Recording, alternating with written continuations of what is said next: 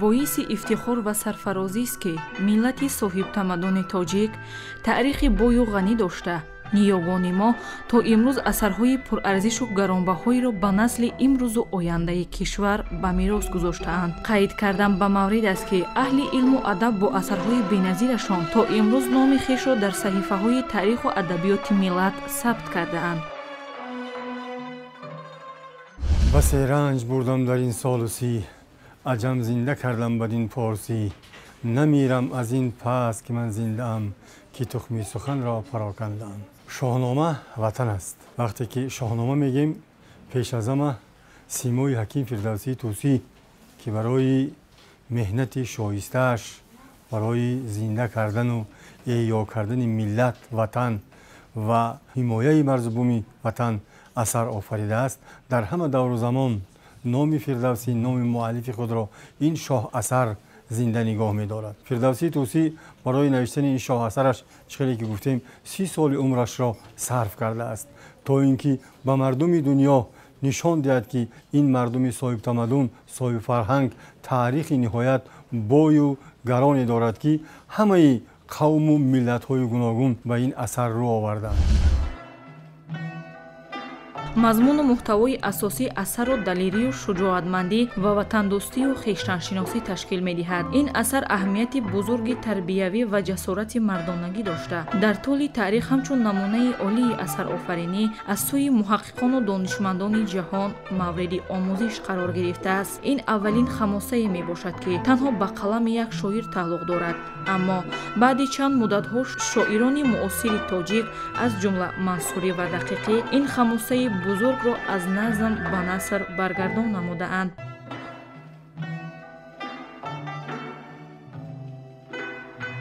дар баробари ҳамаи ин дигар адибони мо шоҳномаро тавсиф намуда бо мисраъҳои шеърӣ фикри хешро баён месозанд. шоҳнома сухан аст, сухани бемаргӣ. шоҳнома рӯҳ аст, ватани бемаргӣ. шоҳнома ватан аст, ватани бемаргӣ. оре оре шоҳнома ватан аст, ватане каз ману ту натавон ба шамширу ба тазвир рабудан. шоҳнома хирад аст, хираде ки ба ҷаҳон омӯзад ҳунари аз аҷали ҷаҳл намудан. шоҳнома адаб аст, адабе каз самари сабзи дарахташ ҷовидон баҳра бигирем. шоҳнома нафас аст, нафасе каз ману ту гар бирабоянд бимирем бимирем бимирем.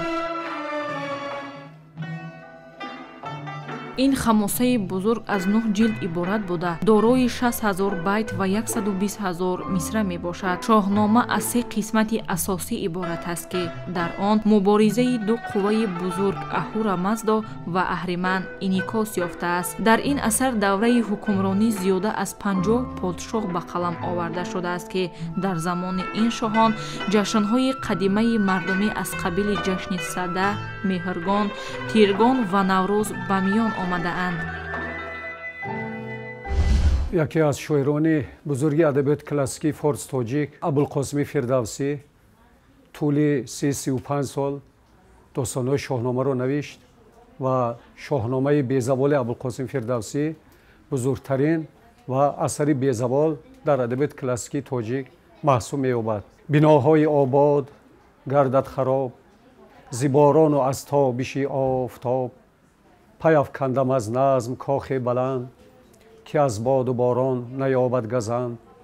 намирам аз ин пас ки ман зиндаам, ки тухми суханро парокандаам. ҳар он кас ки дорад ҳушу рою дин, пас аз марг бар ман кунад офарин. аз бар намудан ва хондани достонои шоҳнома ба кас пеш аз ҳама рӯҳи илҳом бахшида баъдан ҳисси ватандӯстии моро баланд мегардонад. бинобар ҳамин мо омӯзгорон кӯшиш мекунем ки хонандагонро дар рӯҳии ватандӯстӣ, хештаншиносӣ, ҳуввияти миллӣ тарбия намоем. бинобар ҳамин ба хонандагон шеърҳо дода мешавад аз достонои шоҳнома, онҳо аз бар менамоянд ва дар листаи назди донишгоҳи омӯзгории тоҷикистон ба номи Садрин Айнӣ маҳфилу чорабиниҳо баргузор мегардад ва яке аз чунин маҳфилҳое ки доимо амал мекунад ва ҳар ҳафта баргузор мегардад ва шумораи зиёди хонандагон дар он ширкат меварзанд. ин маҳфили шоҳномахонӣ мебошад ва мо ҳайати доварон омӯзгорон кӯшиш мекунем ки ба қироати хонандагон ба он шеърҳое ки хонандагон азбар карданд баҳои воқеӣ бидиҳем ва тавассути ана ҳамин қироати шоҳнома ва азбар кардани достонои шоҳнома мо ҳуввияти хонандагон меҳру муҳаббати онҳоро нисбат ба ватан, нисбат ба давлат ва ҳисси ватандӯстии онҳоро бедор менамоем, дар замини онҳо бедор менамоем. асаре ки имрӯз дар борааш сухан мекунем шоҳномаи безавол махсусан дар бораи ватандорӣ, ватанпарастӣ сухан мекунад ва ҳар як фарди соҳибфарҳангро водор месозад ки барои сарзамину миллаташ хизмат кунад, барои муҳофизати марзу буми ӯ камар бандад. шоҳнома асарест ки тамоми дунё моро маҳз тавассути ин асар медонад. агар мо ба шоҳнома назар андозем мебинем ки шоҳнома асаре ҳаст дар тамоми давру замон се давраи таърихиро дар худ таҷассум кардааст. шоҳнома асари мифологӣ ки аз достонҳои каюмарс ва авлодони ӯ оғоз мешавад. шоҳнома асари қаҳрамонӣ, ин асаре ҳаст ки дар бораи ҷангҳои рустам, лашкаркашиҳои бегонагон ба сӯи эронзамин ва барои муҳофизати ин сарзамин бархостани фарзандони бароманди ин сарзамин сухан мекунад. сеюм асар ин шоҳнома асари таърихист ки аз сарчашмаҳои дури таърихӣ сухан карда таърихи моро, сарнавишти моро, кишвари моро дар ҳама давру замон муаррифӣ ба қавму миллатҳои гуногун мекунад. ҳатто муҳаққиқони дунё ба монанди Эдуард Браун, ба монанди Николсон дигарҳое ҳастанд ки ба ин шоҳасар рӯ оварда бо забонҳои гуногун ин шоҳасарро баргардон кардаанд. қайд кардан зарур аст ки ҳанӯз аз замонҳои қадим гузаштагони мо бо он ҳама арзишҳо, ҷашнҳо ва фарҳангҳои миллӣ эҳтироми хоса доранд ва таъриху фарҳанг, расму оини миллиро арҷ мегузоранд. ҳамон тавре ки маълум аст ҳамасола ин ҷашни аҷдодиямон дар саросари мамлакат таҷлил карда мешавад. ҷашни наврӯз на танҳо дар мамлакат балки дар бисёре аз кишварҳои ҷаҳон бо як шукӯҳу шаҳомати хоса ва беназир ҷашн гирифта мешавад. аз замонҳои қадим то ба имрӯз мардуми тамаддунофари мо ҳамеша талош бар он менамоянд ки аз байтҳои ҳикматомези ин шоҳасар бархурдор гарданд. ҷаҳонҷӯй пеши ҷаҳон офарин, бимолад чанде рӯҳ андар замин, бадон беша андар сарпарда зад, ниҳовданд хонро чунон сазад. ба дихшин фармуд исфандиёр ки бобанд бадбахтро эйдар ор, бибурданд ӯро бари шаҳриёр, чу дидарӯ дид исфандиёр. се ҷоми майи хусравонӣ бидод, чу шуд гургсор аз майи лаъл шод. бадӯ гуфт эй тир ки баррашта бахт, сари тири ҷадӯро бубин дар дарахт. ки гуфтӣ ки ҳамунчу дарьё кунад, сари хешро бар сурайё кунад. дигар манзил акнун чӣ бинам шигифт, бадӯ гуфт эй тир ки барраштаба. дод посух варо гургсор ки эй пири ҷанги гоҳи карзор, бадин манзилат кор душвортар. достони хусравпараст заминро бибусиду бар пои ҷаст. чунин гуфт ки шаҳрёри ҷаҳон, сазад корзуҳо намонад ниҳон. ту донӣ ки рустам ба эрон чӣ кард, баразму баранҷу банангу набард. чу ковуси кай шуд ба мозандарон, раҳи дуру фарсангҳои гарон.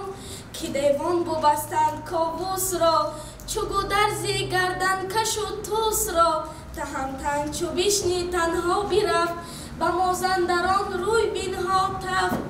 биёбону дори киву деву шер, чӣ ҷоду зану аждаҳои далер. таҳамтан чу бишни танҳо бирафт, ба мозандарон рӯй бинҳо тафт. бидарид паҳлӯи деви сапед, ҷигаргоҳи авлоди ғундиву бед. сари санҷарро он гаҳ аз тан биканд, خروشش برآمد به چرخ بلند.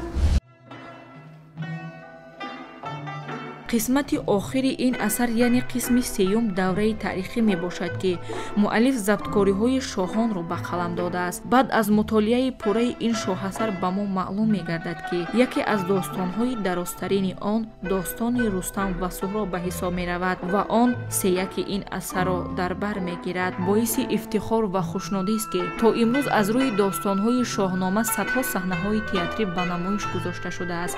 аз ҷумла аз рӯи достони суҳроб ва рустам ва коваи оҳангар филм таҳия гардидааст. باید ماره را بکشم که خود باعث زادنش هستم. بته؟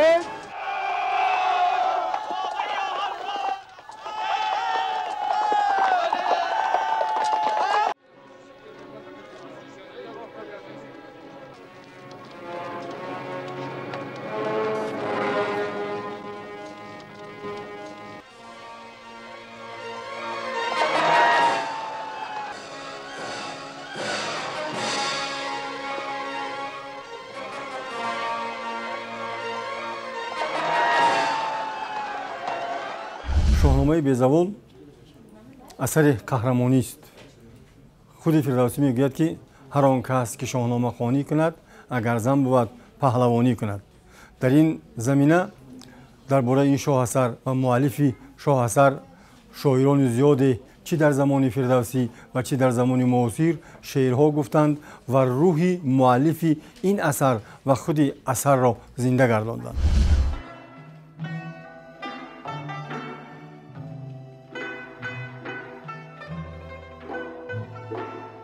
ҳамин аст ки имрӯзҳо баҳри ҳифз ва аз нав эҳё гардонидани ин асари безавол дар донишгоҳу донишкадаҳои мамлакат маҳфили шоҳномахонӣ ба ҳукми анъана даромадааст ва донишҷӯёну омӯзгорон пайваста ба он талош доранд ки дар ин маҳфил иштирок намуда аз таъриху тамаддун ва фарҳанги давлату миллати хеш огоҳ гарданд.